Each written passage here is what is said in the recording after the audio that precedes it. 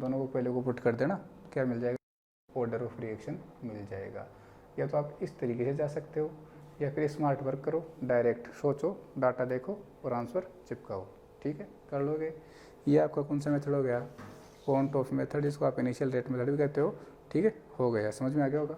Very good. ये फॉर्मूले ध्यान रखना भाई, फॉर्मूले ध्यान रखना। यहाँ से भी सोल्व कर सकते हो डायरेक्ट, या फिर यहाँ से सोल्व कर सकते हो। ठीक है, वेरी गुड। तीसरा मेथड पढ़ते हैं अपन। तीसरा मेथड अपन पढ़ते हैं ग्राफिकल मेथड। क्या पढ़ते हैं, ग्राफिकल मेथड। ठीक,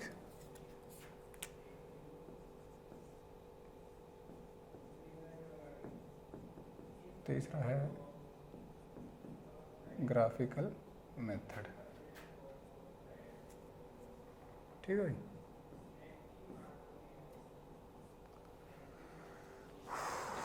देखो रे क्या होता है ग्राफिकल मेथड, क्या होता है, इसमें आपको ग्राफ प्लॉट करने होते हैं। इनिशियल कंसंट्रेशन, ठीक है, मतलब रिएक्टेंट की कंसंट्रेशन और टाइम के बीच में आपको क्या करने पड़ते हैं, ग्राफ प्लॉट करने पड़ते हैं। किससे, इंटीग्रेटेड रेट इक्वेशन से आपको ग्राफ प्लॉट करने हैं। और देखना है कि जिसमें भी स्ट्रेट लाइन करवा जाता है वो वैसे देखते हैं। देखो सबसे पहले आप जीरो ऑर्डर के लिए देखो, और जीरो ऑर्डर रिएक्शन। ठीक है, जीरो ऑर्डर के लिए तो मत देखो आप, उसके लिए फर्स्ट ऑर्डर के लिए देखो, for first order reaction, for first order reaction. Equation क्या होती है, K1T is equal to 2.303 log A0 over A0 minus x, ये होता है। ठीक, हम ये कह रहे हैं if we plot a graph between log A0 over A0 minus x versus t, और log A0 versus t। ठीक है, versus t, और log 1 upon A0 minus x versus t, then we get a straight line curve which show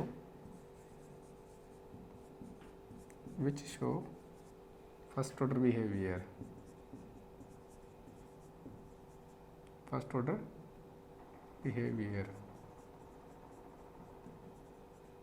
theoretical method मैंने क्या कहा था, ऐसे ही करना आपको। इस ग्राफिकल मेथड में क्या करना है, आपको ग्राफ प्लॉट करना है। इनिशियल कंसंट्रेशन मतलब रिएक्टेंट की कंसंट्रेशन और टाइम के बीच में ग्राफ प्लॉट करना है। और ये देखना है कि ग्राफ क्या आ रहा है, स्ट्रेट लाइन आ रहा है तो कह दूँगा कि फर्स्ट ऑर्डर के लिए बना रहे हो तो बोलते हैं ना फर्स्ट ऑर्डर रिएक्शन है, सेकंड ऑर्डर की इक्वेशन से बना रहे हो तो बोलते हैं ना सेकंड ऑर्डर इक्वेशन है, ऐसे आप कह दोगे। ठीक है, तो आप ग्राफ पुट करके देख लेना, आपने पीछे बना रखे हैं सारे ग्राफ, वहाँ से आप चेक कर लेना। ऐसे आप सेकंड ऑर्डर के लिए निकालोगे, सेम का नहीं लिखोगे, for second order reaction. Equation क्या होती है, K2T is equal to x over A0 into A0 minus x, यही होती है। ठीक है, तो जब आप ग्राफ प्लॉट करोगे किस किस के बीच में, x over A0 into 1 upon A0 minus x versus t, और 1 अपॉन A0 वर्सेस t। जब आप ये कर्व ड्रॉ करते हो तो आप देखोगे कि आपको स्ट्रेट लाइन, वो चाहे नेगेटिव स्लोप के साथ हो सकती है चाहे वो पॉजिटिव स्लोप के साथ हो सकती है, वो आपको ऑब्जर्व होगी। तो आप कह सकते हो कि जो रिएक्शन है उसका बिहेवियर क्या होगा, सेकंड ऑर्डर होगा। ठीक है, ऐसे ही थर्ड ऑर्डर के लिए लिखोगे आप, किसके लिए, फॉर थर्ड ऑर्डर लिखोगे आप, तो क्या होगा K3T is equal to K3T is equal to 1/a minus का एक्स स्क्वायर माइनस का 1/a0 का स्क्वायर। ठीक है, तो आप कहते ना सामने यहाँ पे सेम वही कहानी है, 1/a0 माइनस एक्स का स्क्वायर वर्सेस टी, या फिर 1/a0 का स्क्वायर वर्सेस टी। अगर आप यहाँ से कर्व प्लॉट करते हो, ठीक, यहाँ से अगर आप कर्व प्लॉट करते हो तो क्या करोगे, तो कुछ नहीं करना, क्या कह दोगे, कैसे मिलता है, स्ट्रेट लाइन मिलता है, तो आप कह दोगे जो रिएक्शन है वो कौन सी ऑर्डर की होगी, थर्ड ऑर्डर की। मैंने एक आपको फॉर्मूला लिखाया था ना, Kn is equal to 1/n-1t लिखवाया था, 1/a0 माइनस एक्स की पावर n-1 माइनस 1/a0 की पावर n-1, वहाँ से ये इक्वेशन मैंने लिखी है। हो सकता है यहाँ पे 2i, वो आप देख लेना। ठीक है भाई, तो ये आपको क्या हो गया, ग्राफिकल मेथड हो गया। इस वाले स्टेटमेंट को आप हर जगह चिपका दोगे, बस ये चेक कर लेना कि ग्राफ किस किस के प्लॉट आप कर रहे हो, वो चीज़ आप चिपका देना, आपका काम हो जाएगा। तो थर्ड मेथड समझ में आ गया, वेरी गुड, आगे चलते हैं। ठीक है भाई, ओके, आगे चलते हैं। Method number 4, half life method. Half life method, ठीक है, और क्या बोलते हैं इसको, इसको बोलते हैं फ्रैक्शनल चेंज मेथड। बोलते हैं ना फ्रैक्शनल चेंज मेथड, नाम याद रखने भाई आपको। ठीक है, ये इंपॉर्टेंट है, हाफ लाइफ मेथड। समझना, ध्यान से समझना। आपने एक इक्वेशन पढ़ रखी है, T half inversely proportional to a0 raise to the power n-1, पढ़ रखी है क्या, पढ़ रखी है क्या। मैं यहाँ से डिफरेंट एक्सपेरिमेंट करता हूँ, ठीक है, तो मैं ध्यान रखना। सबसे पहले मैं कहता हूँ टी हाफ 1 कहूँगा, तो ये आपको थोड़ा कन्फ्यूजन लगेगा। फिर मैं दूसरा कहूँगा टी हाफ 2, तो आप इससे कन्फ्यूज ना हो, इसके लिए मैं क्या कह रहा हूँ, इस टी हाफ 1 को T1 कह रहा हूँ, लिख लेना यहाँ पे। जो टी हाफ 1 होगा उसको मैं क्या कह रहा हूँ, T1 कह रहा हूँ, और जो टी हाफ 2 होगा उसको मैं क्या कह रहा हूँ, T2 कह रहा हूँ। ठीक है, ओके, तो देखो मैंने क्या किया यहाँ पे, T1 प्रोपोर्शनल टू 1/a1, ध्यान रखना आप, इसके क्या लिखेंगे अपन, a1 raise to the power n-1, आपने को नहीं पता। ठीक है, तो आप लिखोगे T1 is equal to K 1/a1 raise to the power n-1। ठीक है, equation 1। Similarly T2 proportional to 1/a2 raise to the power n-1, आगे क्या लिखोगे, T2 is equal to K 1/a2 raise to the power n-1, equation number 2। वही काम करना है।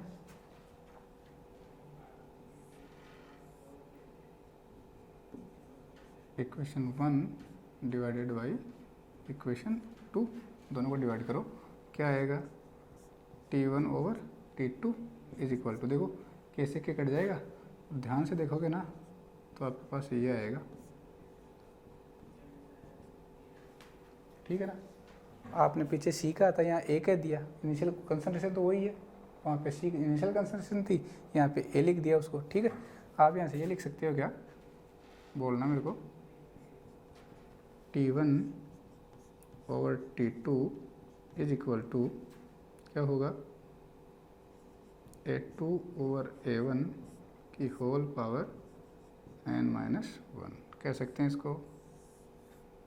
Equation 3, taking logarithm of equation 3, taking logarithm of equation 3 लेते हैं अपन, log लेते हैं, क्या लिखोगे, log T1 over T2 is equal to log a2 और a1 raised to the power n minus 1। इस पावर क्या आ जाएगी, आगे आ जाएगी, आपको पता होना चाहिए, क्योंकि log x to the power n is equal to n log x, इसलिए क्या होगा log t1 by t2 is equal to n minus 1 log a2 over a1। आपको तो ऑर्डर की वैल्यू चाहिए, तो एक बार इसको एक साथ लिख लेते हैं अपन। n minus 1 is equal to क्या होगा, ये डिवाइड में आ जाएगा, तो हो जाएगा आपका log t1 over t2 upon log a2 over a1। ठीक है, आपको n की वैल्यू चाहिए, तो n इज इक्वल टू, ये 1 उधर जाएगा तो किसका हो जाएगा, प्लस का हो जाएगा, 1 plus log t1 over t2 upon log a2 over a1। एक फॉर्मूला तो बन गया आपका ये वाला। ठीक है भाई, दूसरा क्या कर सकते हो, उसको खोल के लिख लो। चलो नीचे लिख देता हूँ, n is equal to 1 plus log t1 minus का log t2 upon log a2 minus का log a1। ठीक है, आ गया समझ में, आ गया। t1 क्या है, फर्स्ट हाफ लाइफ है, t2 क्या है, सेकेंड हाफ लाइफ है। ठीक है, हाफ लाइफ का ध्यान रखना, क्या है, हाफ लाइफ है। a1 और a2 क्या है, इनिशियल कंसंट्रेशन है, a1 और a2 इनिशियल कंसंट्रेशन है। ठीक है, समझ गए, ये फॉर्मूला आपको यूज़ करना है। एक तो इस फॉर्मूले से करेंगे, या फिर ये भी थ्योरेटिकल से हो जाता है, ये भी थ्योरेटिकल से हो जाता है। फर्स्ट ऑर्डर, चलो जीरो ऑर्डर से स्टार्ट करते हैं। जीरो ऑर्डर की हाफ लाइफ इनिशियल कंसंट्रेशन की क्या थी, डायरेक्टली प्रोपोर्शनल। फॉर्मूला यही तो होता है रिलेशन, जीरो ऑर्डर की हाफ लाइफ इनिशियल कंसंट्रेशन के डायरेक्टली प्रोपोर्शनल थी। ठीक है, बिल्कुल सही है। फर्स्ट ऑर्डर में डिपेंड नहीं कर रही थी, इनिशियल कंसंट्रेशन कितना ही इंक्रीज करो, हाफ लाइफ के ऊपर कोई इफेक्ट नहीं होगा। कौन सी order, first order.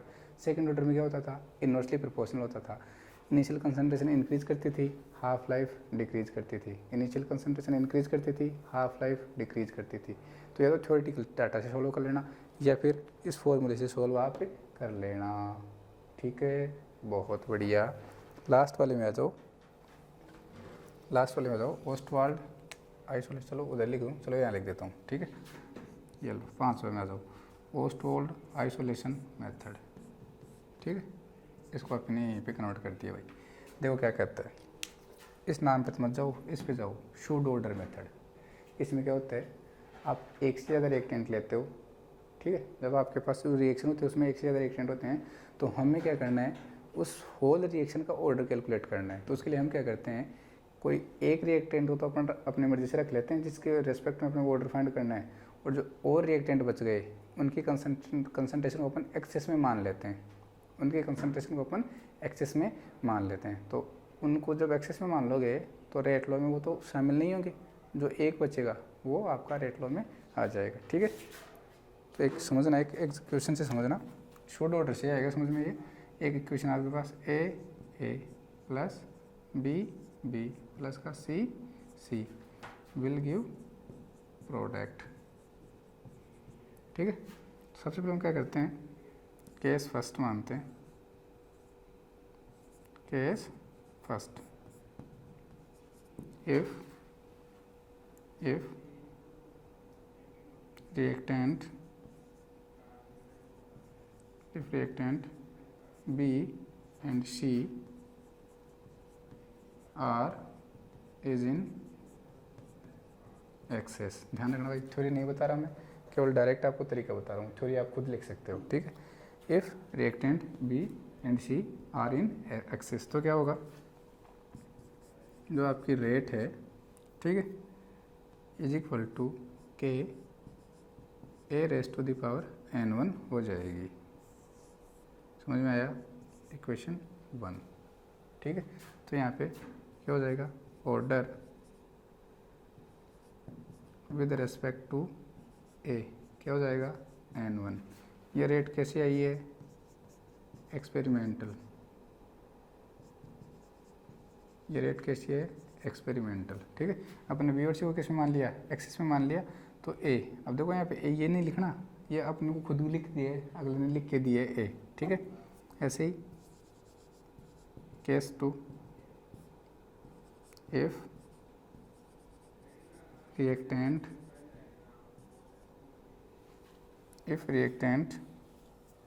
A and C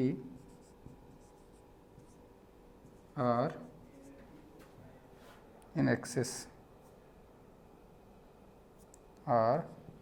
in excess, तो क्या होगा, रेट इज इक्वल टू के, ये बी की पावर क्या हो जाएगा, N2 हो जाएगा भाई, ध्यान रखना। ये क्वेश्चन क्या हो गई 2। ये भी कैसा है आपका, ये भी कैसा रेट है, एक्सपेरिमेंटल। कैसा है, एक्सपेरिमेंटल। तो अपन ने इसको देख के कहा ऑर्डर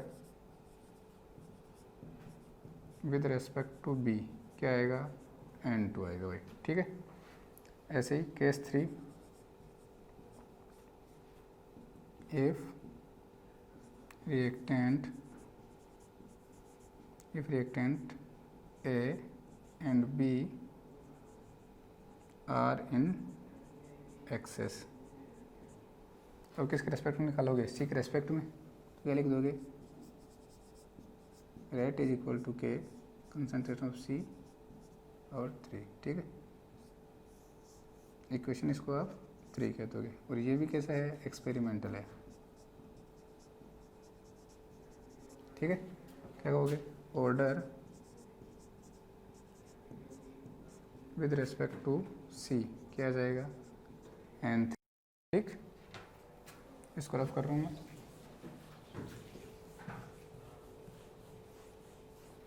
ओके,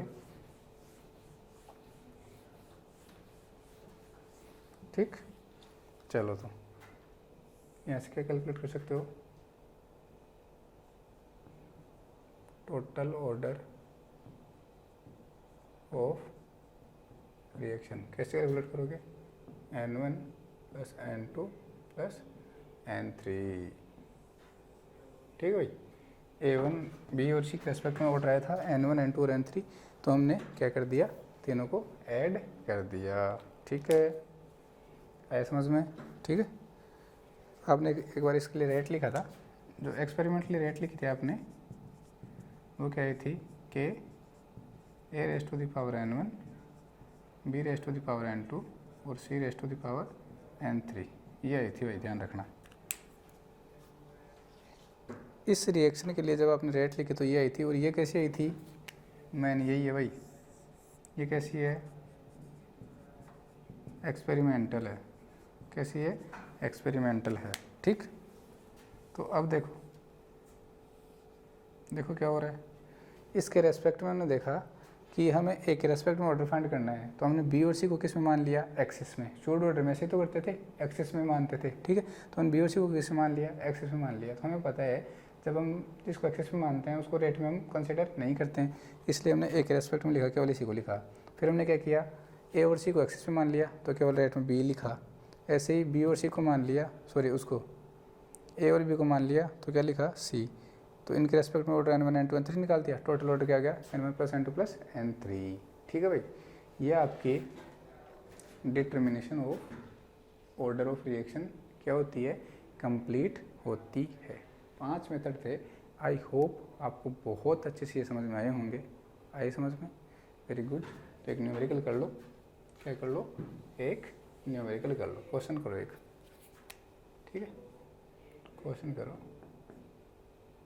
कंपटीशन एग्जाम में से क्वेश्चन आते हैं, ध्यान रखना। ऑब्जर्वेशन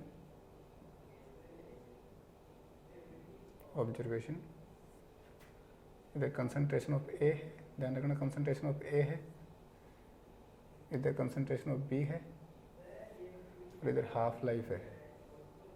क्या है, हाफ लाइफ आपको गिवन है।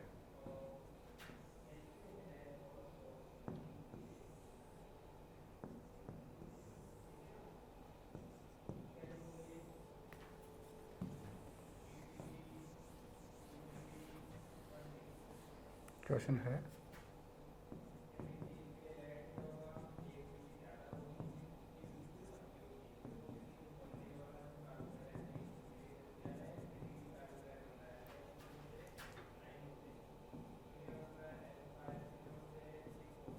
ये क्वेश्चन है, ठीक है।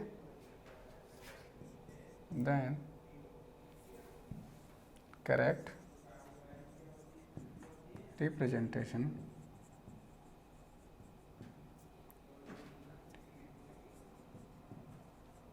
Of rate law is, option दे रहा हूँ आपके लिए, रेट, तो डायरेक्ट लिख रहा हूँ, तो डायरेक्ट लिख रहा हूँ के ए बी, ऑप्शन बी है के ए स्क्वायर, ऑप्शन सी है के ए स्क्वायर बी, ऑप्शन डी है के ए बी स्क्वायर। ठीक है भाई, ये 4 ऑप्शंस हैं। आपको देखो इनिशियल कंसंट्रेशन दे दी, हाफ लाइफ दे दिया, तो जो हाफ लाइफ वाला फॉर्मूला था एक बार आप पॉज करो और इसको सोल्व करो। मैं एक और वैल्यू चेक कर लेता हूँ, सेम है क्या, सही है क्या? ठीक है भाई, चलो ठीक है, वैल्यू ठीक। अब देखो इस क्वेश्चन को अपन बिना पेन चलाए थ्योरेटिकल सोल्व करते हैं, ठीक है, पक्की बात। चलो तो ठीक है, सबसे पहले हम देखो हाफ लाइफ और इनिशियल कंसंट्रेशन आपको रिलेशन पता होना चाहिए।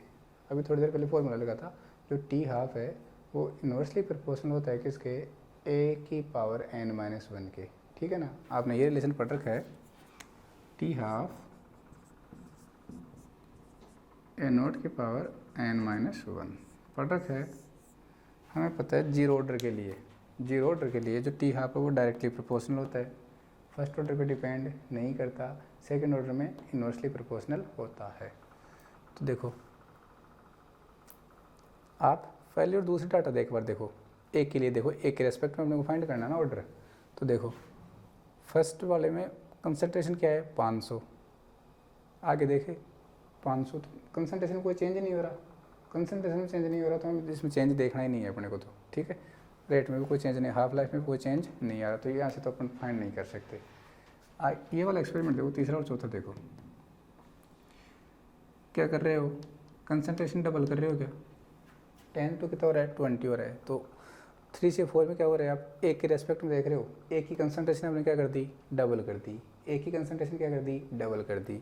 हाफ लाइफ क्या हो गई, हाफ लाइफ क्या हो गई, आधी हो गई क्या, अरे हाफ लाइफ क्या हो गई, आधी हो गई। मतलब ऐसा किस में होता है, कंसंट्रेशन इंक्रीज करते हो हाफ लाइफ डिक्रीज करती है, कंसंट्रेशन इंक्रीज करते हो हाफ लाइफ डिक्रीज करती है। बोलो किस में होता है, सेकंड ऑर्डर में। किस में होता है, सेकंड ऑर्डर में। क्या होता है सेकंड ऑर्डर के लिए, T half proportional to A raise to the power 2-1, 2-1 क्या आएगा, टी हाफ एक बाई 1/a आएगा क्या, इन्वर्सली प्रोपोर्शनल होगा। कंसंट्रेशन इंक्रीज करोगे हाफ लाइफ डिक्रीज करेगी, कंसंट्रेशन इंक्रीज करोगे हाफ लाइफ डिक्रीज करोगे। तो आपने यहाँ पे कंसंट्रेशन क्या किया, इंक्रीज कर दिया, हाफ लाइफ क्या हो रही है, डिक्रीज कर रही है। इसका मतलब एक के रेस्पेक्ट में जो ऑर्डर है वो क्या आएगा 2, एक के रेस्पेक्ट में ऑर्डर है वो क्या आएगा 2। तो ऑप्शन में देखा, यहाँ पे देखो एक के रेस्पेक्ट में पावर कितनी है 1 है, ये एक्सपेरिमेंटली गिवन है ध्यान रखना, तो पावर 1 है, तो ये तो नहीं है, ये हो सकता है। एक रेस्पेक्ट में पावर कितनी है 2, हो सकता है, होगा नहीं पता नहीं है अपने को, हो सकता है। एक ये हो सकता है, ये भी नहीं हो सकता, तो ये दो तो कट गए। समझ में आ गया क्यों कटे।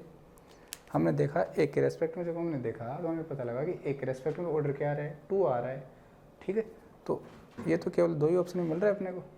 अब बी के रेस्पेक्ट में कैलकुलेट कर लो, तो यहीं कैलकुलेट कर लो, ये लो कंसंट्रेशन क्या कर दी आपने, डबल कर दी, कंसंट्रेशन क्या कर दी, डबल कर दी। तो क्या हो रहा है, रेट पे कोई इफेक्ट, रेट पे कोई इफेक्ट नहीं हो रहा। क्या बता सकते हो कि यहाँ से बताओ ऐसे किस में होता है? कंसंट्रेशन को आप डबल करोगे, रेट के ऊपर कोई इफेक्ट नहीं होगा। ऐसा जीरो ऑर्डर में होता है, ऐसा तो जीरो ऑर्डर में होता है। इसमें देखो आप, तो यहाँ देखो आपने क्या किया, कंसंट्रेशन तो सेम है और हाफ लाइफ क्या हो रही है, आधी हो रही है। ठीक है, क्या हो रहा है, 1 मिनट, वेरी गुड। हाँ सही है, ये वाला एक्सपेरिमेंट देखो, ये देखो कंसंट्रेशन को क्या कर रहे हो, डबल कर रहे हो, कंसंट्रेशन को क्या कर रहे हो, डबल कर रहे हो। हाफ लाइफ के ऊपर कोई इफेक्ट पड़ रहा है क्या, नहीं पड़ रहा। हाफ लाइफ क्या है, कांस्टेंट है। किस में होता है ऐसा, फर्स्ट ऑर्डर में। 1 - 1 1 - 1 0 और ए टू दी पावर 0 क्या होता है, 1। किसी के पावर 0 की वैल्यू कितनी होती है, 1 होती है। तो टी हाफ किसके प्रोपोर्शनल हो जाएगा, 1 के। मतलब इन जो फर्स्ट ऑर्डर रिएक्शन होती है, उस रिएक्शन में, फर्स्ट ऑर्डर की रिएक्शन में जो हाफ लाइफ होती है, उसकी इक्वेशन में कहीं पे आपको इनिशियल कंसंट्रेशन नहीं मिलेगी। ठीक है, तो आप क्या कर सकते हो कि कंसंट्रेशन को कितना ही आप इंक्रीज़ करो, कंसंट्रेशन को कितना ही आप इंक्रीज़ करो, उसकी हाफ लाइफ पे कोई इफेक्ट नहीं पड़ेगा। आपने देखा कंसंट्रेशन को डबल कर दिया, half life as it is है, कोई इफेक्ट नहीं हो रहा। ऐसा किस में होता है, फर्स्ट ऑर्डर में होता है। तो फर्स्ट ऑर्डर में होगा, तो ये रहा बी के रेस्पेक्ट में क्या है, फर्स्ट ऑर्डर। तो सही आंसर क्या आएगा इसका, सी। सही आंसर क्या आएगा, सी। कर लोगे, ये थ्योरेटिकल क्वेश्चन है। आपके लिए एक होमवर्क दे देता हूँ, ज़रा सा क्या देता हूँ, होमवर्क। आप क्या करना, ये 2 डाटा उठाना, ये 2 डाटा उठाना, ये तो आप क्या देना A1 और ये क्या देना A2। ठीक है, किसके रेस्पेक्ट में, ए के रेस्पेक्ट में निकाल रहे हो एक बार, किसके रेस्पेक्ट में, ए के रेस्पेक्ट में। तो इसको क्या देना T1, इसको क्या देना T2। कर लोगे कैलकुलेट, कर लेना calculate.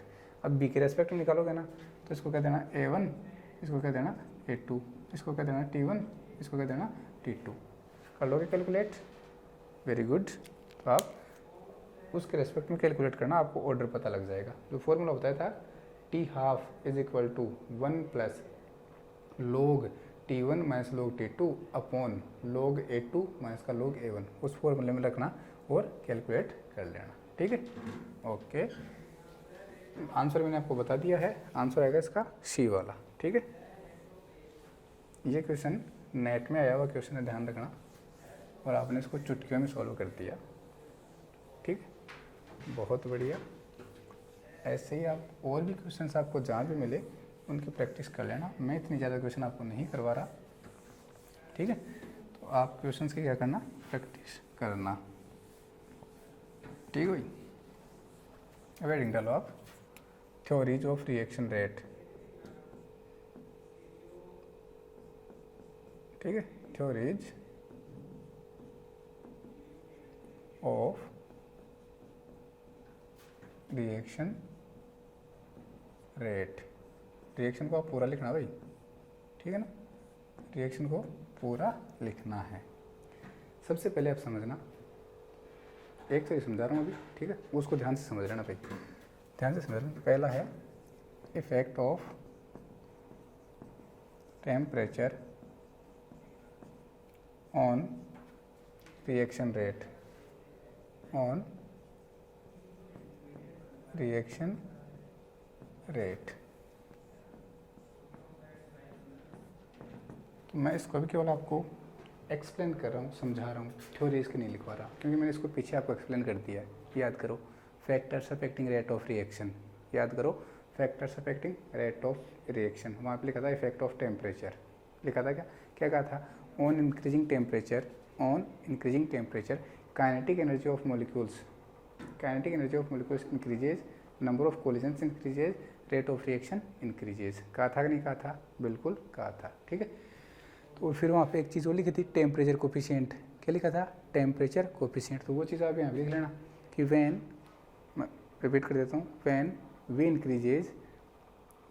Increases temperature of a reaction by 10 degree centigrade, then rate of reaction increases 2 to 3 time, rate of reaction increases 2 to 3 time. जब हम किसी रिएक्शन का टेम्परेचर 10 डिग्री सेंटीग्रेड से इंक्रीज कर देते हैं, तो उस रिएक्शन की जो रेट है वो 2 to 3 टाइम इंक्रीज होते हैं, 2 से 3 गुना इंक्रीज हो जाती है। ठीक है, तो आप यहाँ पे कौन सा कंसेप्ट लिखोगे, कॉन्सेप्ट ऑफ टेम्परेचर कोफिशिएंट।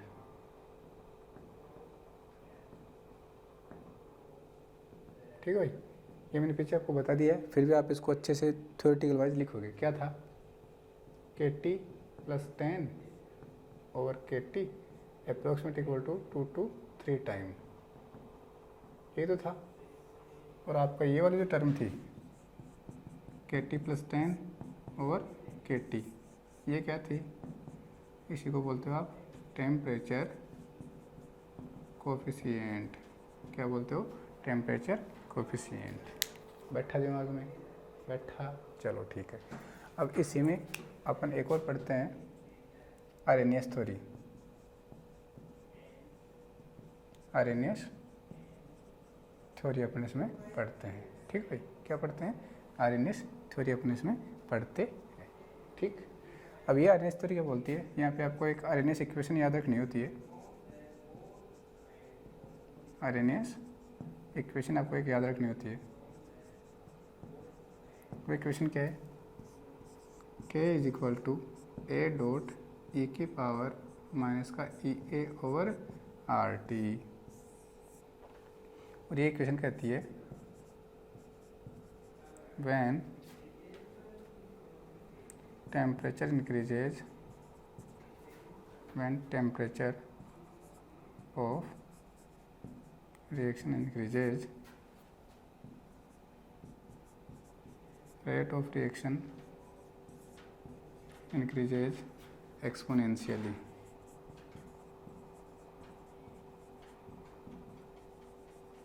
ध्यान रखना भाई, ये ऐसे कहता है, जब आप किसी रिएक्शन का टेम्परेचर इंक्रीज करते हो तो उसकी जो रेट है वो एक्सपोनेंशियली इंक्रीज करती है, ठीक है। मतलब के वर्सेस टी जब आप कर्व बनाते हो, के वर्सेस टी जब आप कर्व बनाते हो, इधर लिखा आपने के, इधर आपने लिखा टी, तो इस टाइप का एक हाइपरबोलिक कर्व आपको मिलता है, ध्यान रखना। अब कौन क्या है यहाँ पे, के क्या है, रेट कांस्टेंट। लिख देता हूँ मैं, एक लिख देता हूँ। के कौन है यहाँ पे, के कौन है, रेट कांस्टेंट है। ए क्या है, ए है, देखो ये एक्सपोनेंशियल वाला टर्म है क्या, ये क्या है, एक्सपोनेंशियल वाला टर्म, तो इससे पहले आ रहा है, ये इससे पहले आ रहा है, तो क्या कहोगे इसको, प्री एक्सपोनेंशियल फैक्टर। क्या कहते हैं, प्री एक्सपोनेंशियल फैक्टर इसको अपन बोलते हैं। तो इसको आरएनएस कोएफिशिएंट भी बोलते हैं, आरएनएस कांस्टेंट भी बोलते हैं इसको, ध्यान रखना भाई। वैसे आप क्या कहोगे इसको, प्री एक्सपोनेंशियल फैक्टर आप कहोगे। ई ए क्या है, ई ए है एक्टिवेशन एनर्जी, ई ए क्या है, एक्टिवेशन एनर्जी है, ठीक है भाई। आर क्या है, यूनिवर्सल गैस कांस्टेंट, ठीक है। तो आर की वैल्यू क्या होती है, 8.314 जूल पर केल्विन पर मोल, 1.98 कैलोरी पर केल्विन पर मोल। ये दो ही आप यूज़ होने वाले, एक और होती है 0.0821 लीटर एटीएम पर केल्विन पर मोल। बहुत सारी वैल्यू होती है, और भी होती है, अपने को तो इन दोनों में से यूज़ करनी होगी, पहली या दूसरे में से ही आपको आर की वैल्यू यूज़ करनी होती है, इसलिए मैं ये दो ही लिख रहा हूँ भाई, ठीक है। टी क्या है, एब्सोल्यूट टेम्परेचर, समझते हो इसका मतलब, temperature in kelvin, temperature in